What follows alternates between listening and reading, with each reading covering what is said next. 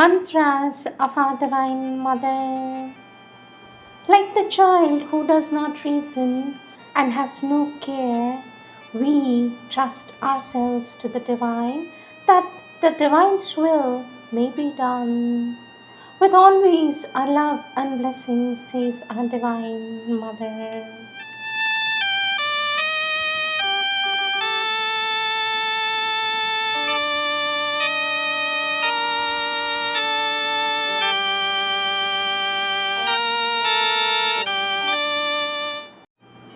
Sri Aurobindo's Savitri, Book 4, The Book of Birth and Quest, Canto 3, The Call to the Quest, page 426. This word was seed of all the thing to be. A hand from some greatness opened her heart's locked doors and showed the work for which her strength was born. As when the mantra sings in yoga's ear, its message enters, stirring the blind brain, and keeps in the dim ignorant cells its sound. The hearer understands a form of words, and musing on the index thought it holds, he strives to read it with the laboring mind, but finds bright hints, not the embodied truth.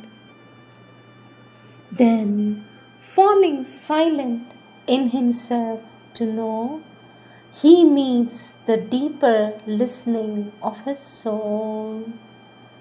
The word repeats itself in rhythmic strains.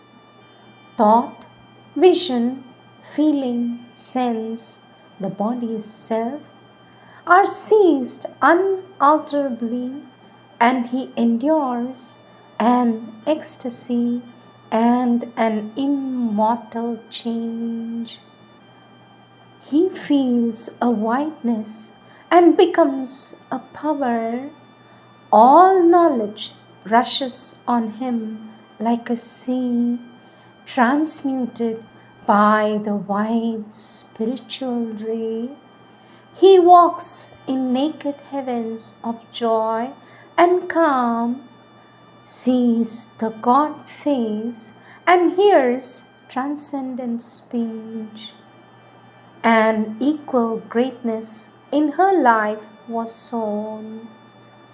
Accustomed scenes were now an ended play. Moving in muse amid familiar powers, touched by new magnitudes and fairy signs, she turned to vastnesses not yet her own. Allured, her heart throbbed to unknown sweetnesses. The secrets of an unseen world were close. The morn went up into a smiling sky, cast from its sapphire pinnacle of trance. Day sank into the burning gold of eve. The moon floated, a luminous wave, through heaven, and sank below the oblivious edge of dream. Night lit the watchfires of eternity. Then all went back into mind's secret caves, a darkness stooping on the heaven bird's wings, sealed in her senses from external sight, and opened the stupendous depths of sleep. When the pale dawn slipped through night's shadowy guard, vainly the newborn light desired her face. The palace woke to its own emptiness. The sovereign of its daily joys was far. Her moonbeam feet obtained not the lucent floors, the beauty and divinity were gone. Delight had fled to search the spacious world.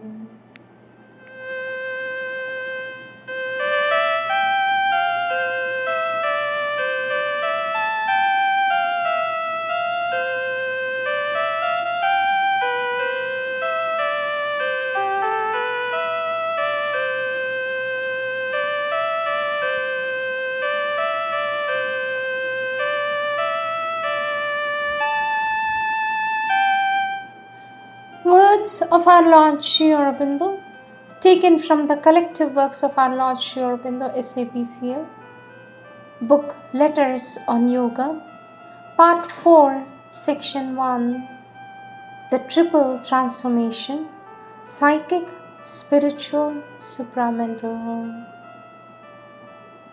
Our Lord Sri Aurobindo says, the fundamental realizations of this yoga are 1. The psychic change, so that a complete devotion can be the main motive of the heart and the ruler of thought, life, and action, in constant union with the Mother and in her presence. Second, the descent of the peace, power, light, etc. of the higher consciousness through the head and heart into the whole being, occupying the very cells of the body. Third, the perception of the One and Divine infinitely everywhere, the Mother everywhere, and living in that infinite consciousness. Our Lord Sri Aurobindo says, you know the three things on which the realization has to be based? First, on arising to a station above the mind and on the opening out of the cosmic consciousness. Second, on the psychic opening. Third, on the descent of the higher consciousness with its peace, light, force, knowledge, ananda, etc., into all the planes of the being, down to the most physical. All this has to be done, says our Lord, by the working of the Divine Mother's force, aided by your aspiration, devotion, and surrender. That is the path. The rest is a matter of working out of these things, for which you have to have faith in the Mother's working. When one speaks of the divine spark, one is thinking of the soul as a portion of the divine which has descended from above into the manifestation, rather than of something which has separated itself from the cosmos. It is the nature that has formed itself out of the cosmic forces, mind out of the cosmic mind, life of the cosmic life, body of the cosmic matter. For the soul, there are three realizations. First, the realization of the psychic being and consciousness as the divine element in the evolution. Second, the realization of the cosmic self, which is one in all. Third, the realization of the supreme divine, from which both individual and cosmos have come, and of the individual Jivatman as the eternal portion of the divine. Our Lord Sri Aurobindo says, the physical is of course the basis. That of the overmind is in between the two hemispheres. The lower hemisphere must contain all the mind, including its higher planes, the vital physical. The upper hemisphere contains the divine existence, consciousness, bliss, with the supermind as its means of self-formulation. The overmind is at the head of the lower hemisphere and is the intermediate or transitional plane between the two. The psychic being stands behind the heart, supporting the mind, life, and body. In the psychic transformation, there are three main elements. First, the opening of the occult inner mind, inner vital, inner physical, so that one becomes aware of that lies behind the surface mind, life, and body. Second, the opening of the psychic being or the soul, by which it comes forward and governs the mind, life, and body, turning all to the divine. Third, the opening of the whole lower being to the spiritual truth. This last may be called the psycho-spiritual part of the change. It is quite possible, says our Lord, for the psychic transformation to take one beyond the individual into the cosmic. Even the occult opening establishes a connection with the cosmic mind, cosmic vital, cosmic physical. The psychic realizes the contact with all existence, the oneness of the self, the universal love, the other realization which led to the cosmic consciousness. But all that is a result of the opening of the spiritual above, and it comes by an infiltration or reflection of the spiritual light and truth in mind, life, and body. The spiritual transformation proper begins or becomes possible when one rises above the mind and lives there, governing all from above. Even in the psychic transformation, one can rise by a sort of going above of the mental, vital, physical being and a return. But one does not yet live above in the summit consciousness where overmind has its seat with the other planes that are above the human mind. Our Lord Aurobindo says, the supramental transformation can only come when the lid between the lower and the higher hemispheres or halves of existence is removed, and the supermind, instead of the overmind, becomes the governing power of the existence. But of that nothing can be spoken now. Between psychization and spiritualization, there is a difference. The spiritual is the change that descends from above. The psychic is the change that comes from within by the psychic dominating the mind, vital, and physical. Psychization means the change of the lower nature, bringing right vision into the mind, right impulse and feeling into the vital, right movement and habit into the physical, all turned towards the divine, all based on love, adoration, bhakti. Finally, the vision and the sense of the Divine Mother everywhere in all as well as in the heart, her force working in the being, faith, consecration, surrender.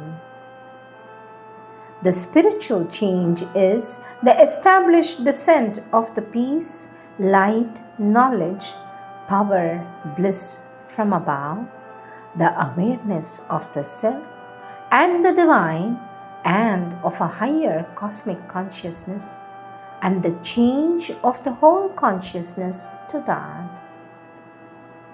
The two feelings are both of them right. They indicate the two necessities of the sadhana.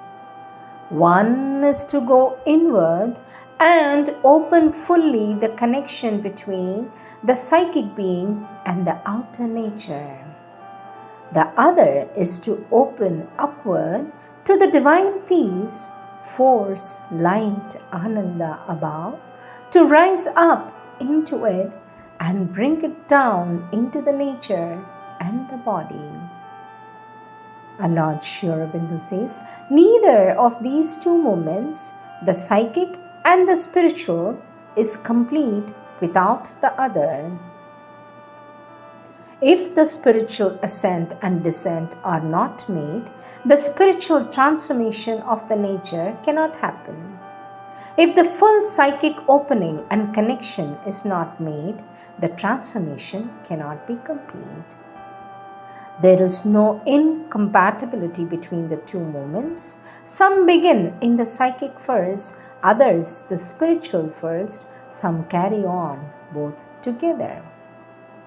Our Lord Sri Aurobindo says, the best way is to aspire for both and let the Divine Mother's force work it according to the need and turn of the nature.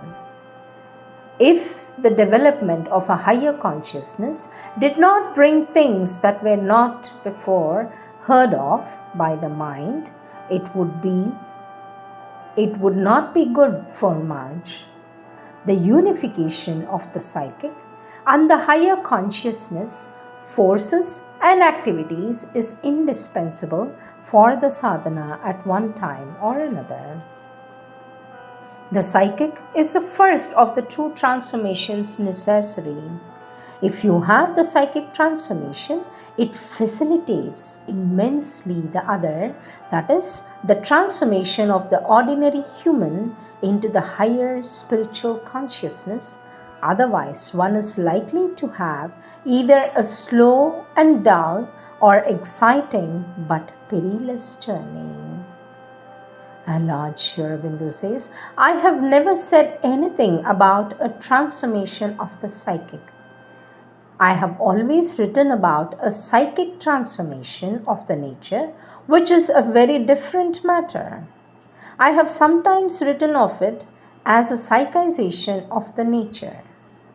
The psychic is, in the evolution, part of the human being, its divine part.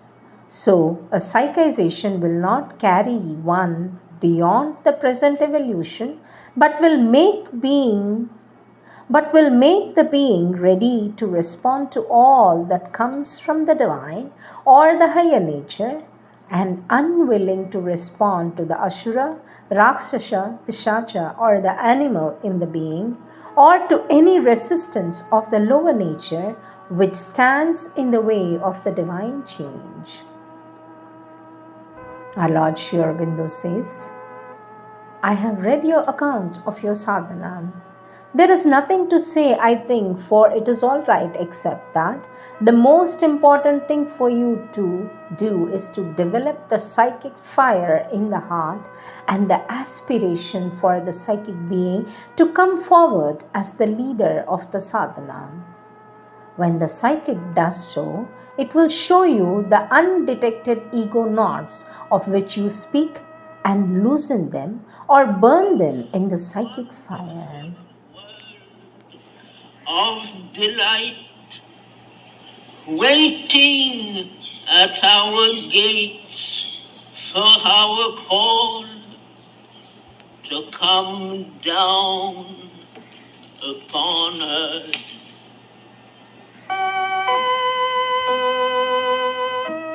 This psychic development and the psychic change of mind, vital and physical consciousness is of the utmost importance because it makes safe and easy the descent of the higher consciousness and the spiritual transformation, without which the supramental must always remain far distant. Powers, etc., have their place, but a very minor one, so long as this is not done. Everything is dangerous in the sadhana, or can be, except the psychic change.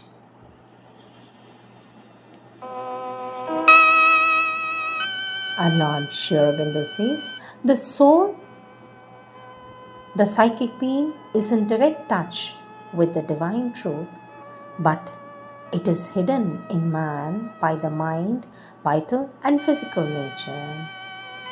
One may practice yoga and get illuminations in the mind and the reason. One may conquer power and luxuriate in all kinds of experiences in the vital. One may establish even surprising physical siddhis. But if the true soul power behind does not manifest, if the psychic nature does not come into the front, nothing genuine has been done.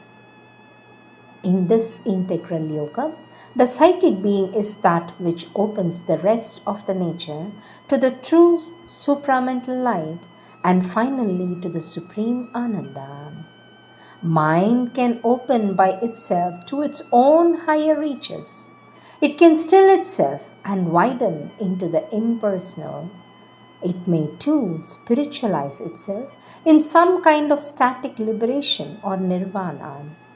But the supramental cannot find a sufficient base in a spiritualized mind alone.